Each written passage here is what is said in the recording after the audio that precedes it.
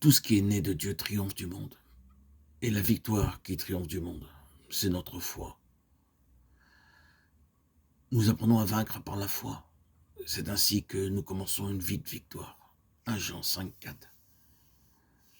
De même, nous jouissons de tous les dons de Dieu par la foi. En fait, sans la foi, nous ne pouvons pas comprendre ou jouir des dons de Dieu. La parole de Dieu vient à nous affectueusement et librement. Dans le livre de l'Apocalypse, il nous est dit comment vaincre d'une septuple manière. Dieu utilise beaucoup d'illustrations pour nous aider. La phrase « celui qui vaincra » est répétée 7 fois dans le chapitre 2 et 3 du livre de l'Apocalypse. Ces 2 chapitres peuvent de nouveau se diviser en 7 parties.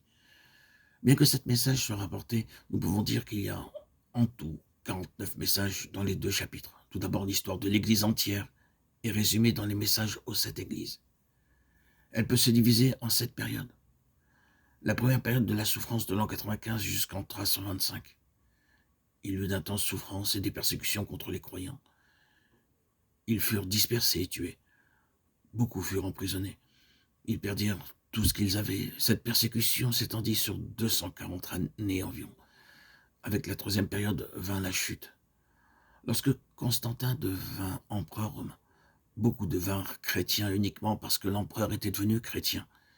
La fin de cette époque se produisit lorsque toutes sortes de pratiques babyloniennes furent introduites dans l'Église. Cette période s'étendit de l'an 325 jusqu'au début du 5e siècle.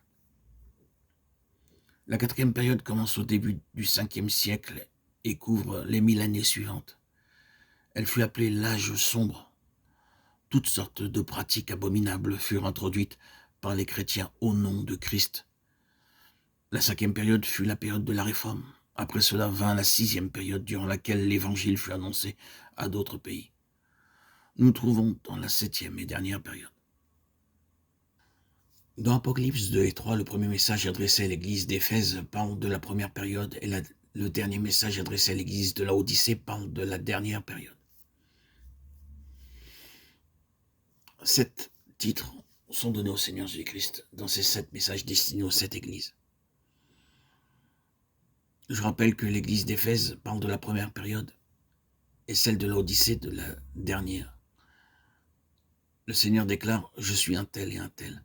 À chaque église et par ces 7 titres que le Seigneur se donne, nous avons la révélation de sa septuple grandeur.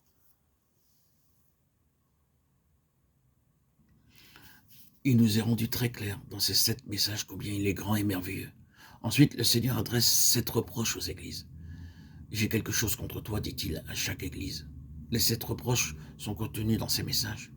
Il y a également les 7 grandes armes que le diable utilise contre le peuple de Dieu. Et il nous est également parlé des 7 armes qui nous sont données pour vaincre le diable. De même, 7 récompenses sont destinées à ceux qui vaincront.